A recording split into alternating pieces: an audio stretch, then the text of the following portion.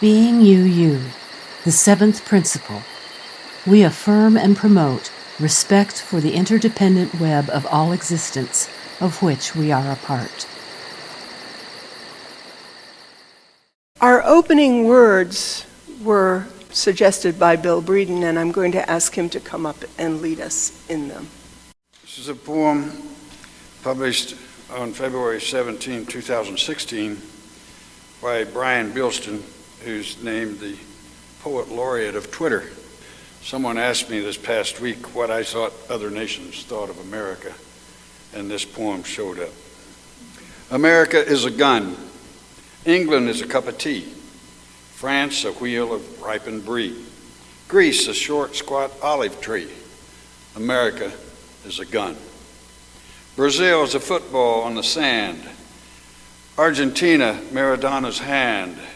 Germany, an oompa band. America is a gun. Holland is a wooden shoe. Hungary, a goulash stew. Australia, a kangaroo. America is a gun. Japan is a thermal spring. Scotland is a highland fling. Oh, better to be anything than America as a gun. So please rise as you are able and join us in the opening hymn, number 95.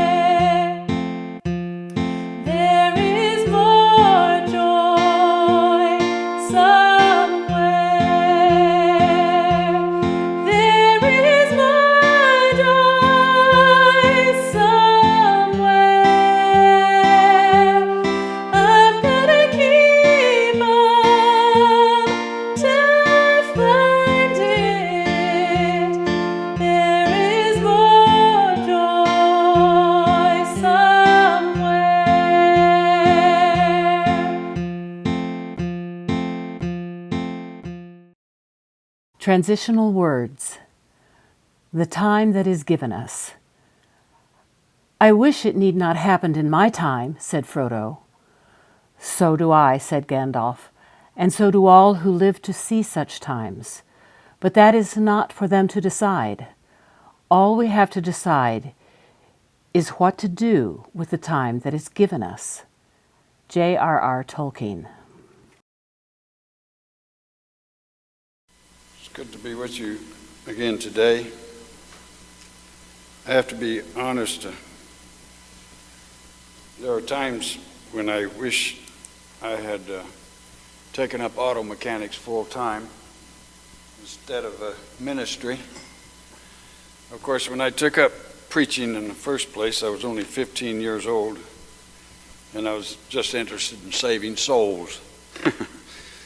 And then I realized that souls don't vote, souls don't do things like that, so The emperor never cares if you save souls. They never cared in the first century when Christians were crucified and burned as torches in Nero's parties, to light his parties.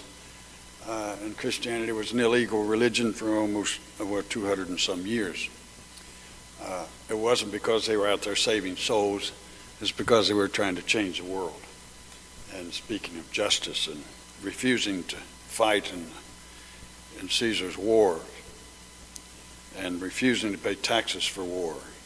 That's with reason they preached in those days. And I didn't learn that until much later. Actually, one of the most radical changes in my life came when I was at a very conservative seminary, Nazarene Seminary in Kansas City. Took a course in the Minor Prophets, which I never heard a Nazarene preacher preach from the Minor Prophets.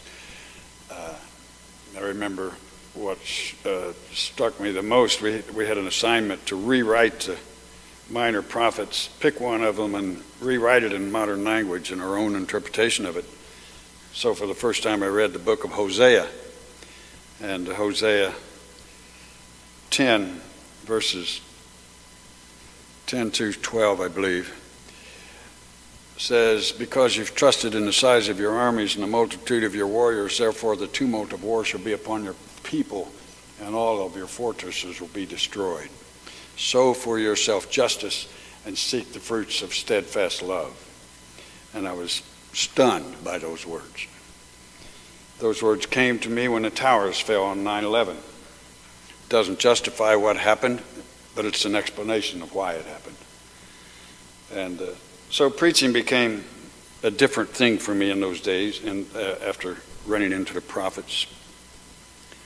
And as I said, there are times when I'd rather be working on a car. Cars don't talk back. Cars don't hurt my heart. They hurt my hands sometimes and things like that, but they do not damage my soul as I work on them. Bertrand Russell wrote back in 1960s, "America is sick, and her sickness endangers the whole world. Given America's immense power and resources, a cure must be found within. The first thing that is needed is an education teaching that hate must be avoided, that excellence does not consist in violence. To achieve this change of outlook is an immense task which America's radicals, meaning those who get to the roots of things, must attempt to carry out. Whether the necessary heroism will be forthcoming, I do not know. We can only hope that it may be so." From his published book, essay, The Ethos of Violence and the Minority of One. This year, I want to read a list of the massacres, mass killings, mass shootings in America.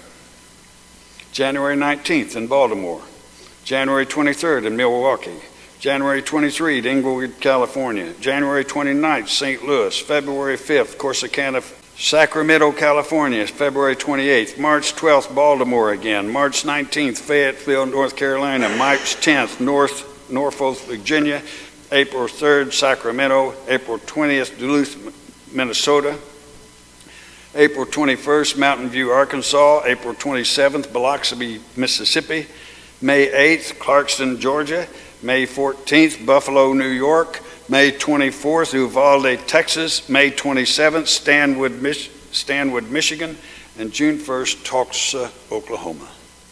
There are so many of them, we don't even hear of most of them on the news. This is just what happens. A mass shooting considered any shooting that claims more than 4 victims, or 4 or more victims. That's how many we've had this year.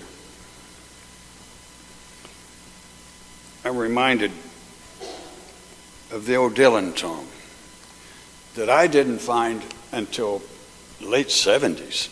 I had heard Blowing in the Wind. I thought it was just a poem. We weren't allowed to listen to that music when I was growing up. But finally in the 70s, I ran into the first 3 albums of Bob Dylan's music. And Bob Dylan was a minor prophet. Remains so today. Come, you masters of war, You that build the big guns, you that build the death planes, you that build all the bombs.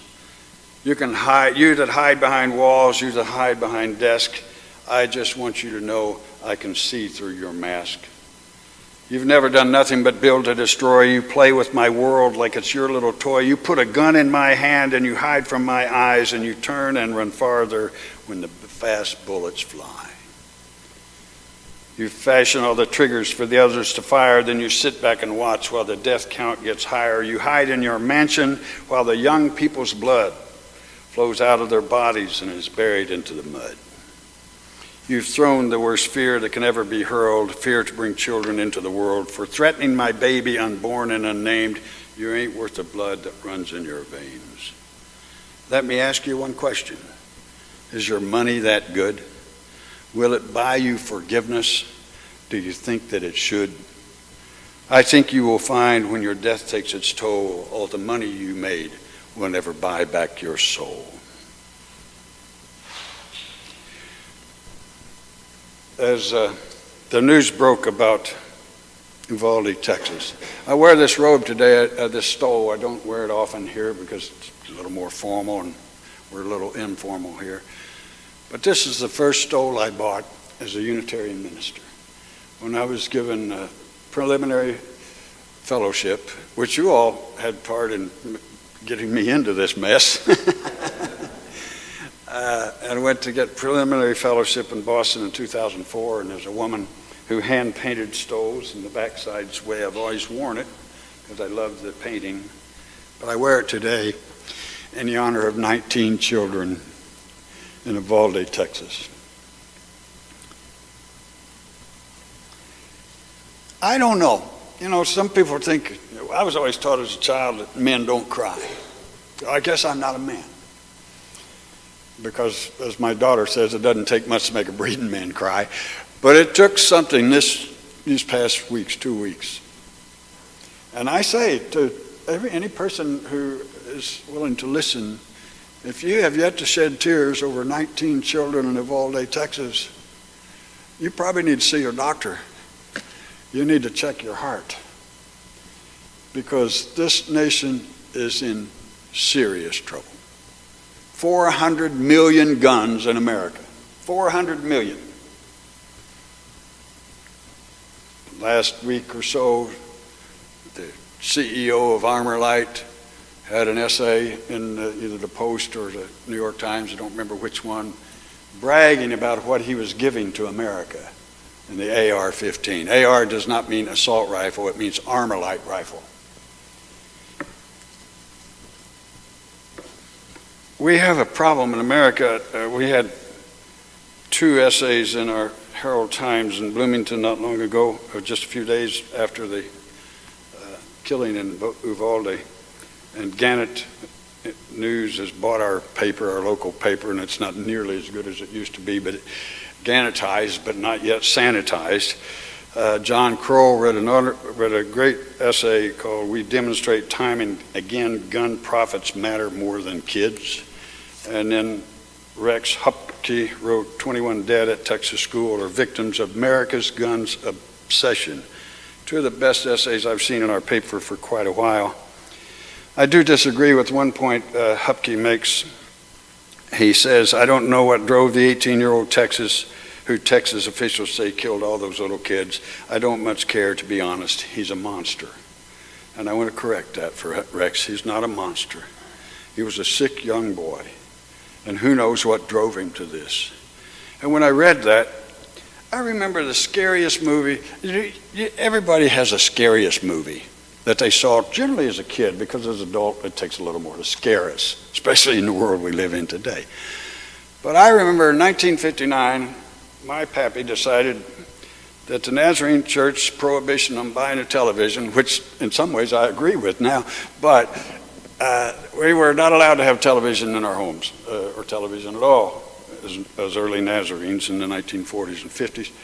And Pappy, you know, my mom and dad had 3 sets of twins and 3 singles, and there was enough to drive all of them crazy. And I think the one thing Pappy wanted to watch was big-time wrestling. And he couldn't watch it because we didn't have a TV. And in 1959, he bought a black and white TV. much to the chagrin of our Nazarene pastor, who in the end came out to watch Wide World Wrestling with him. But I remember a movie I saw in 1959, 10 years old. The movie was called Frankenstein. Terrified me. It's still the scariest movie that I can ever remember seeing. Stephen King had nothing on Frankenstein book by Mary Wollstonecraft Shelley. By the way, a daughter of a radical feminist in the 19th century. The movie scared me to death. And every time I heard the word Frankenstein after that, I see the monster. But I didn't know until later, I didn't realize until later that Frankenstein, the monster had no name. Frankenstein was the doctor that created the monster. That 19-year-old in Uvalde is not the monster. The monster wears suits and ties, sits in Senate, and refuses to pass gun control measures. Those are the monsters. The monster sits in their mansions and counts up their money selling weapons of mass destruction to people all over this country that take the lives not only of children but of many adults as well. Those are the monsters. And I want to say, is your money that good? Will it buy you forgiveness? Do you think that it should? I wonder how people sleep at night. I really do. And just as an aside here, I have friends who have AR-15s. We disagree about this. And I want to ask them a question. Is your obsession with a gun, or love of a gun, whatever, is it worth this? Is your right, the supposed right to have a gun, worth this? We need more than a Bill of Rights. We need a Bill of Responsibilities. That's what we need. I'm much more concerned about my responsibilities than I am about my individual rights. And I think of the fact a friend of mine came up after I spoke on this last week in Bloomington and said, just because I have an AR-15 doesn't mean I'm a killer. But I said, why do you need one? Why do you need an AR? Why do you need a gun that is made for one purpose? The AR-15 is designed to kill as many people as fast as possible in the shortest possible time. That's why it is made. That's what it's for. If you think you need it for hunting, you're not a hunter. You're just a killer. An AR-15 will butcher the deer before you skin it. You don't need an AR-15. And the fact is, years ago when I was a minister in Missouri, we found out that the Nestle Corporation was responsible for the extremely high death rates of children in Africa. Because what they were doing is sending people dressed as nurses, though they weren't nurses, they were salesmen, out into the bushes and the small villages in Africa and giving away Nestle's infant formula. Strange that we now have another problem with infant formula these days. But they were giving it away, and they would go into villages and give it to mothers when they had their child, give them enough to last the first month, when their milk's dried up. And then they had to buy it. Well, they couldn't buy it, so they started watering it down with bad water, and the infant mortality rate skyrocketed. And I remember preaching on this in St. Joe, Missouri. And a young high school junior picked it up, and I called for a boycott, as we did across the nation, of Nestle. A young high school student picked it up. In those days, Nestle was the biggest supplier of candy bars for school sales, where the kids, remember, they always sell candy race for the band and for the things that we don't think are really necessary, like music and art, that the state doesn't want to pay for. They'll pay for football and basketball, but not music and art. But we always sold those things for our band. This young student heard that sermon and started a movement in St. Joe, Missouri, among the schools to stop buying Nestle's. And within 6 months, every school in Missouri stopped buying Nestle's candy bars. And that boycott spread across the nation, and Nestle changed their policy. It stopped it. And I want to ask friends of mine, boycotts work. I boycott Chick-fil-A because I think gay people have a right to be. And Chick-fil-A is against that. Hobby Lobby's the same way. I boycott it. And Chick-fil-A, I'll be honest, I ate one of their sandwiches one time. It's a good sandwich, good chicken. but I won't give them my money because I disagree radically with their policies about gays, lesbian, transgender people. And same thing with Hobby Lobby. So, why would I buy an AR-15? A weapon that is designed, a weapon of mass destruction that is designed to kill people. It's not just a hobby. And our problem is we have Republican senators in this state. We have senators who are so concerned about transsexuality. They're afraid transsexual. They want to scare you, then say transsexuals are going to go in the wrong bathroom and assault your daughter. It's never been reported that one has done that.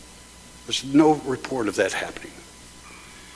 But it's not the transsexuals that are threatening our children. It's the ammosexuals that are threatening our children.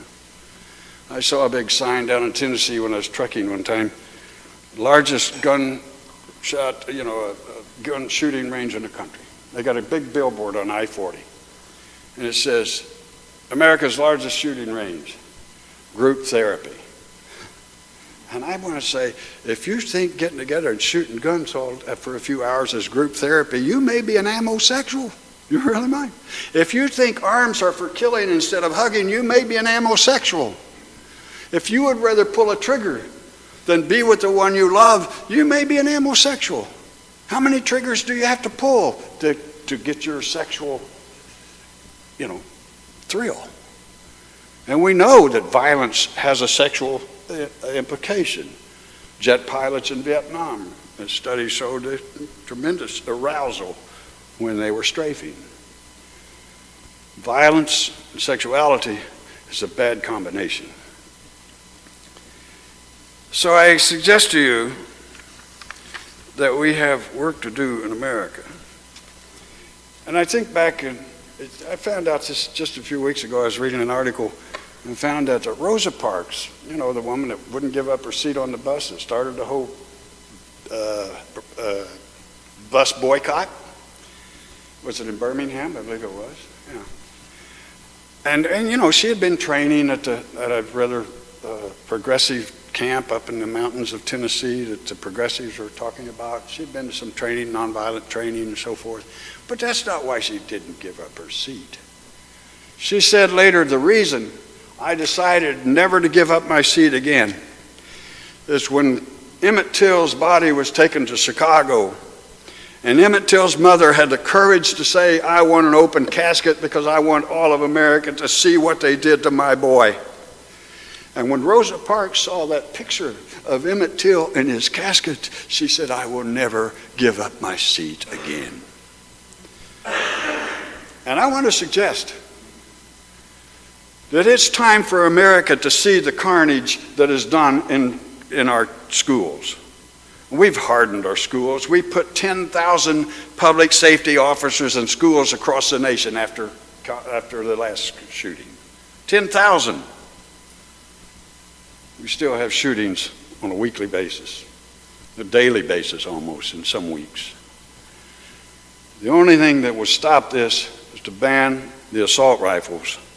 And police unions all across the country are against the kind of laws that our Republican legislature just passed in Indiana, making it possible to carry a gun without a permit anywhere you want. That has to stop. And I really believe that it will not stop until people refuse to be silent anymore. We need to make more noise than the guns make. And we need to be honest about who we are as Americans and what we want as a country. We do not want to be known, America as a gun. That's not what we should be doing. It's not what we want the world to see. I'm looking for another piece of paper I have here and I can't find it. But that's all right. Oh, here it is. A quote from Mark Twain. We build a fire in a powder magazine, then double the fire department to put it out. We inflame wild beasts with the smell of blood and then innocently wonder at the wave of brutal appetite that sweeps the land as a consequence. That was written in the 19th century.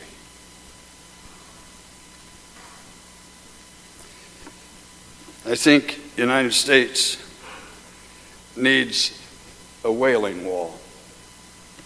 Because I kind of understand a wailing wall now.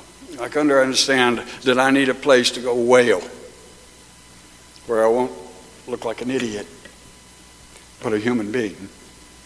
We have a sycamore tree in our land that Glenda goes to, and she really needs to wail or pray. It's her prayer tree. And if you don't have a place where you can go and look deep into your heart and say, what am I doing? What may I do? What can I do to help stop this violence? You need a place. And as I offered my friends in Bloomington, if you have an AR-15, bring it to my barn if you want. I got a cutting torch and we'll make a piece of art out of it. I have a radical Christian friend down in Carolina. He joined us at the death row executions during the Trump Bar Murder Incorporated spree. He came up for some of those protests. Cher Claiborne wrote a wonderful book for Christians called The Irresistible Revolution. He's the kind of Christian I have a great respect for, because he takes the teachings of peace and the teachings of radical Christianity very seriously. A young man in his 20s, maybe 30. But he traveled around. He and a friend of his put a blacksmith thing in a bus. And they traveled around the country, and people brought their AR-15s, and they broke them up, they cut them up, and they made pieces of art out of them and give them back to them. Well, I'm not much of a welder, but I can do some things. I can run a torch. And I offer that to anybody who wants to do that. And I also call for your example, New Zealand. When Christchurch mass killing happened, 51 people killed. Assault weapons were banned in 2 weeks. Of course, they had a woman prime minister. I mean, we don't have too many women out there shooting up schools. I haven't heard of one yet, actually. We don't have women doing mass killing. There's something about this masculinity and the hardness of a gun that causes this to happen. But New Zealand banned them within 2 weeks. 50,000 guns were turned in the first 2 weeks of that ban. What's the difference in a New Zealander and an American? Why does this only happen in America? There's not another country in the world, first world country, that has this kind of violence. You have it occasionally in Guatemala and Honduras and these broken countries in Central America, and they're using our guns to do it.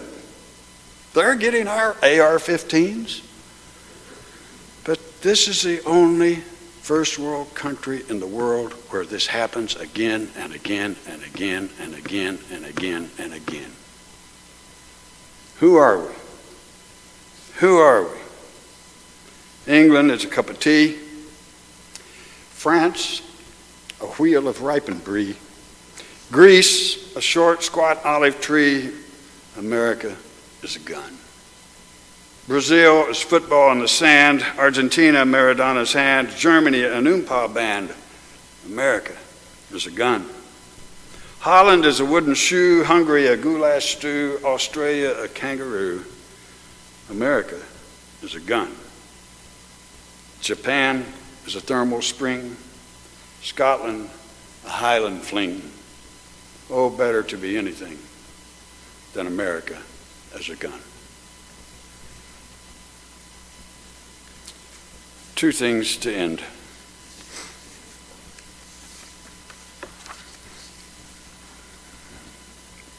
On a quiet, Arundhati Roy, a wonderful peace activist woman, wrote The Cost of Living in 1999, in which she said, "To love, to be loved, to never forget your own insignificance, to never get used to the unspeakable violence and vulgar disparity of all life around you, to seek joy in the saddest places, to pursue beauty to its lyre, to never simplify what is complicated or complicated what is simple, to respect strength, never power, above all, to watch, to try and understand, to never look away, and never, never to forget. Another world is not only possible, she is on her way." I mentioned the Emmett Till picture that changed Rosa Parks' life. I firmly believe that America needs the carnage, see the carnage in the room in Uvalde, Texas. We need to see the pictures of that. We're protected from that. They won't let us see it. The coroner who did the bodies said they could not even identify the children. The only way they had to do it was to call the parents and ask them what they wore to school that day. They identified them by the clothes they wore. Because AR-15s don't just kill, they explode, they demolish. I believe every television set in America should see that carnage. And perhaps we would become more than a gun. Life is hard. I believe strongly that we are a very fortunate people. I'm not proud to be an American today. I'm thankful to be an American. I could have been born in a lot worse places and for my own safety and so forth. But I believe America needs to be on its knees. Not praying to some supernatural God that's going to save us all, but praying to redeem our own souls by our own love for one another and for our children. And I will continue to work with that as long as life gives me breath. It was since Uvalde that I had a dream one night, and my favorite hymn, one of my favorite hymns in the hymnal was hymn number 55, Dark of Winter, one of the most beautiful tunes. And I've always been sad that we only sing it on the winter solstice because I love the tune of it. And I had a dream one night when these words came to me, and I got up in the middle of the night, wrote them down. It's to the tune of Dark of Winter. It's called Light of Summer. And I hope this summer brings us joy, brings us calmness, brings us a balm for human sadness, and brings us courage. Sing with me, Light of Summer.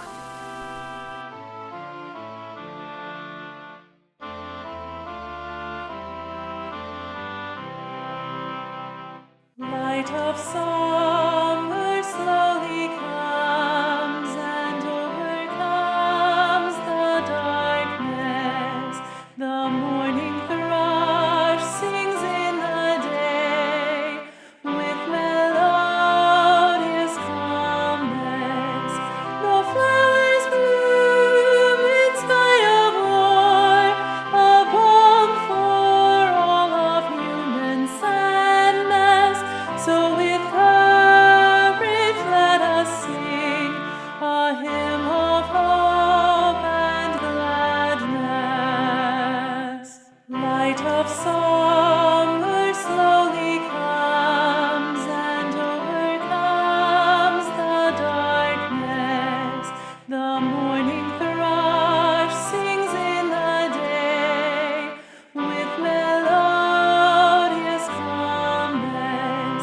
The flowers bloom in spite of war, a balm for all of human sadness. So with courage let us sing a hymn of hope and gladness. Mary Oliver, the poet laureate of Unitarian Universalism. To live in this world, you must be able to do three things: to love what is mortal, to hold it against your bones, knowing your own life depends on it, and when the time comes, to let it go, to let it go. May the blessings of love rest upon you. May peace abide with you. May God's presence illuminate your heart now and forevermore. Go in peace, know that you are loved and that your life is sacred.